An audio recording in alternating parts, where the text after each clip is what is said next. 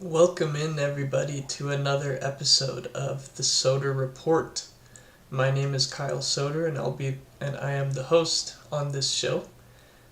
We are sponsored by Elite Cacao Supplements. Go over to www.elitecacao.com to get your cacao supplements. Every purchase helps a farmer in Ghana, and it helps you with your mental stability, cognitive ability, memory retention, all of that. So go over there and support a farmer and support yourself today. Today, we're going to have a short episode on the San Francisco Giants' 11-4 win over the Philadelphia Phillies.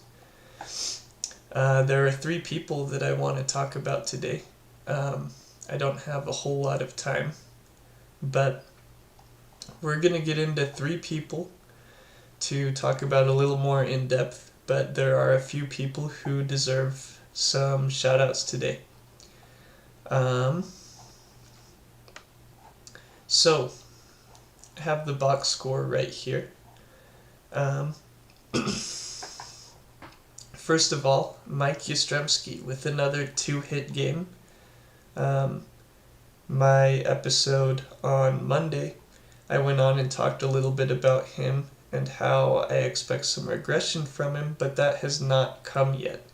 He had 2 more hits today, including checks notes, a double. What did he have? A double and a single. So, Mike Yastrzemski with another good game, 2 RBIs, 2 walks, raises his average to 314 on the season.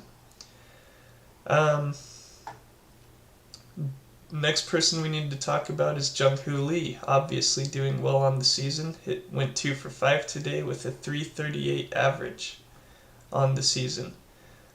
Both of those people have an OPS above 1,000.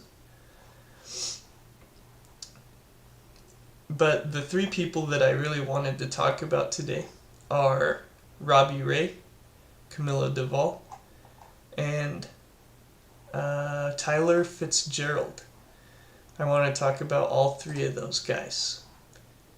So, let's start off with Robbie Ray, because this was something that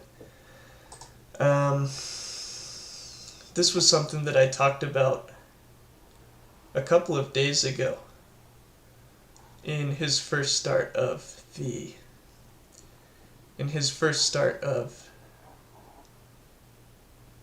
this road trip against the Yankees. Sorry, I've got some weird stuff going on my screen. What is going on?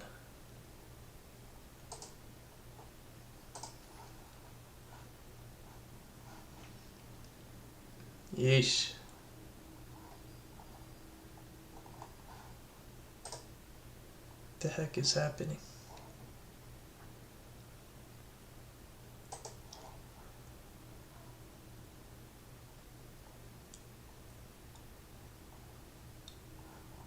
What is going on here?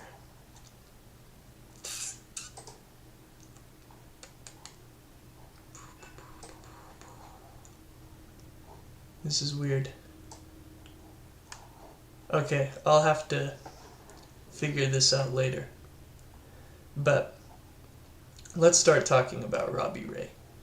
I might have to pull this up. Because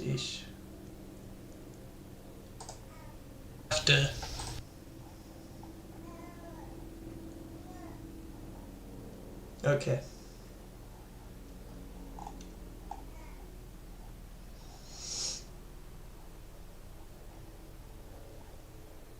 Yeah, this is very strange. Okay. Anyways, Robbie Ray.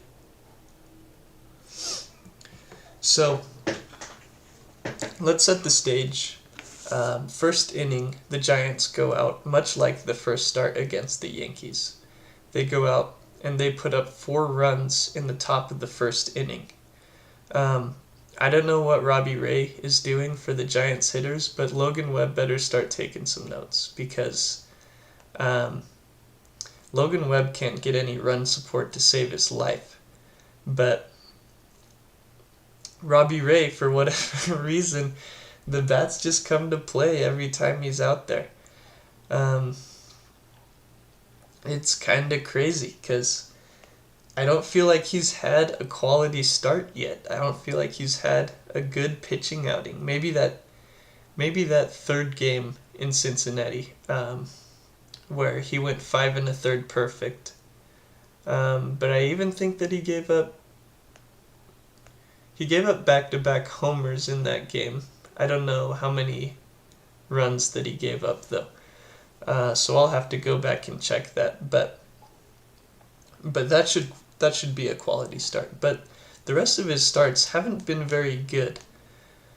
But for whatever reason, Robbie Ray just keeps getting all this run support, and it's funny because Logan Webb never gets any. But anyway, the point that I was making is the Giants go up. They score 4 runs in the top of the first. The last thing you want to do if you're Robbie Ray in the bottom of the first is start walking people. Let's go to the bottom of the first. I know it started out with Trey Turner having a little infield hit. And then I think it was followed up by 2 walks. Bryce Harper walked. Then Robbie Ray threw a wild pitch in the Kyle Schwarber at bat to put Trey Turner and Bryce Harper on second and third. And then he walked Kyle Schwarber. Nick Castellanos had barely out of the infield fly. And then JT Realmuto walked in a run. Alex Bohm struck out, and then Edmundo Sosa walked. So what is that? 1, 2, 3, 4 walks in the first inning. So the last thing you want to do when you have a 4-0 lead in the first inning is start walking guys around the bases. I said the same thing in the Yankees game.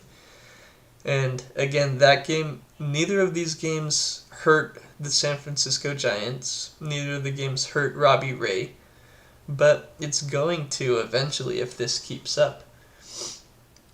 And in that Yankees game, you can blame it on a wet ball. But this game, it was windy, but there was no reason that Robbie Ray shouldn't have been throwing strikes, and it's extremely concerning that this is the second start in a row where Robbie Ray has struggled throwing strikes. I think at one point in that first inning he had thrown 17 balls and 10 strikes, and that's just, you can't do that in any game, especially in a game where you're up 4-0 in the top of the first.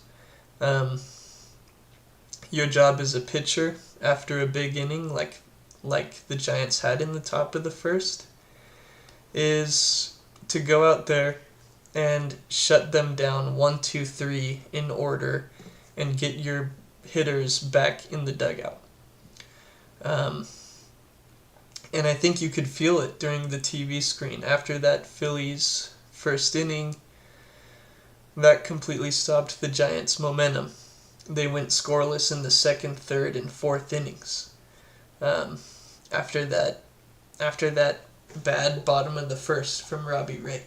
So this is day 2 of asking Robbie Ray to just throw strikes, I guess. So hopefully he can get that under control, because when he's throwing in the strike zone, I believe he's a great pitcher. It's just he's had some issues getting in the strike zone.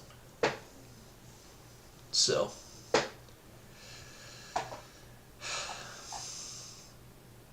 I don't really know what else to say besides that. Just Robbie Ray has to start throwing strikes consistently. Okay. Now that I've got my little poo-pooing out of the way, so to speak, let's talk about two positives. There's a lot of positives I could go to in this game. The Giants won 11-4, so pretty much everyone besides Robbie Ray played great. So I could dish out praise to a lot of players. I just feel like the most interesting conversation to have right now is around Camilo Duvall and Tyler Fitzgerald.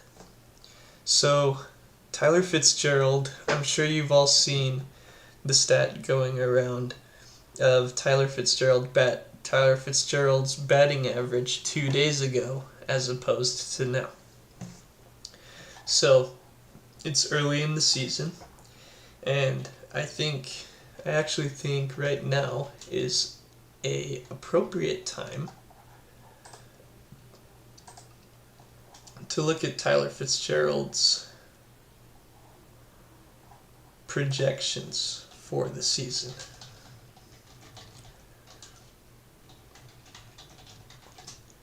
So let's go over to his Fangraphs page. So Tyler Fitzgerald, the reason why this is such an interesting conversation is because Tyler Fitzgerald is a guy who came up through the Giants minor league system. And the Giants, if he doesn't pan out at second base, they're going to have a hole to fill. And they're either going to have to do it with Brett Wisely or Marco Luciano or Christian Koss, or I've heard Wade Meckler was taking some ground balls at second base, or trade for someone, or sign a free agent in the offseason. But we don't, when you're 13-5 and you're sort of looking like you're going to sustain some success and be a playoff team this year, at least right now, you're not going to wait until the offseason if you've got this gaping hole at second base. But Tyler Fitzgerald, the last couple days, has really come on. His batting average is now .314 after going 3 for 5 with a home run and a double and a single. Right? Wait a minute. Am I wrong on that? No, that's correct.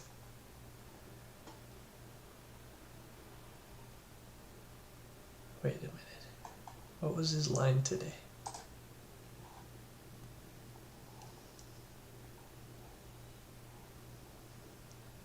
Three for 5.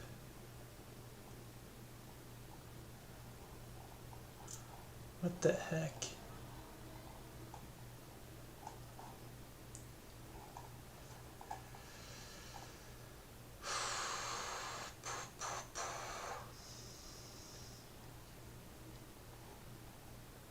What was his line in this game?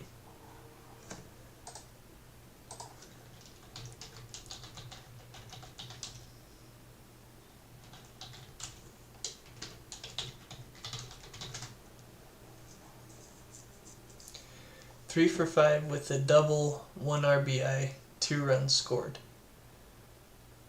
So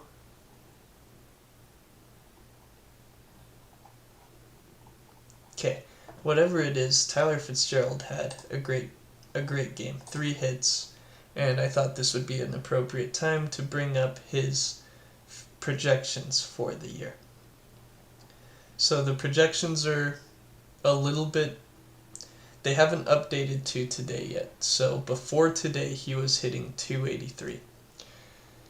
His projections on the year pretty much have him hitting between 230 and 240. Zips has him hitting 240, and his lowest one is Oopsie, has him hitting 229. Home runs, his highest projection is by Zips as well. His lowest projection for home runs is by the Bat X, which has him hitting 14. The concerning part about these projections, and the good part about what he's doing so far this year, is, let me rephrase that. The bad part about these projections is all of them have him striking out between 29 and 31% of the time. Right now, he's striking out 21% of the time. So, 18 games into the season, Tyler Fitzgerald is making better contact. He has better contact skills than what projections have been giving him credit for. That's what we need to watch for. We need to watch for his strikeout rate, and we need to watch his base running, because I talked about this a couple days ago as well. His sprint speed is 95th percentile. He has to be more aggressive on the base paths. And these projections, the highest one in terms of stolen base total is only 20 stolen bases. I think he can do much better than that. I think he has to learn how to do much better than that. Because that's where his value is going to come in consistently. I think he's proven at this point that it's a little too early to say he's proven this, but up to this point he's been a streaky hitter. But speed doesn't just go away and come back. So he has to hone in his stolen base his stolen base stuff, and he has to steal more bases. But the past couple games, great for Tyler Fitzgerald. Great for the San Francisco Giants organization, because if Tyler Fitzgerald solidifies himself as a second baseman for the San Francisco Giants, that means they don't need to go through the Farhan-esque revolving door of prospects going up and down and up and down, calling up Brett Wisely for a week, and if he doesn't play incredible in the first week, he gets sent down and going up, you know, that whole thing. So, if he cements himself as the second baseman, then the long-term effect of Tyler Fitzgerald being the second baseman for the San Francisco Giants is great news. So that's another guy to watch. And then the third guy I wanted to talk about and give some flowers to was Camilo Doval, because this guy was absolutely just getting crapped on after his game against the Cincinnati Reds, where he allowed 2 runs in the 8th inning. I think everyone and their mother knew that decision by Bob Melvin to bring in Camilo Doval was a bad decision in that situation, in a 0-0 game. Situations like he came into tonight is perfect for Camilo. I think it's obvious he's got some mental stuff going on, and bringing him into a high leverage situation isn't going to help that. So, 11-4 game, Camilo comes in, strikes out the first batter, and then 2 flyouts. Just right away, boom, boom, boom. 1, 2, 3, he's out of the inning. Perfect. So, I'd like to see Camilo get into more of those situations. And remember last time I was telling everyone to watch his velocity? His velocity was back at 98 to 99 miles an hour on that cutter. I didn't see him hit 100. Um, if someone did see him hit 100, then please comment, and I'll go back and watch it. I didn't see him hit 100, but he was back up at 98, 99 with the cutter consistently. So that's really all I wanted to talk about with the Giants. I have to get into some NFL draft talk since that's coming up really soon. Unveil my draft board, however much you want to care about that, and get into some Oregon talk because there's some buzz around the Oregon organization right now. So, thanks for tuning in. Sort of a short one today, but join us next time on the Soder Report.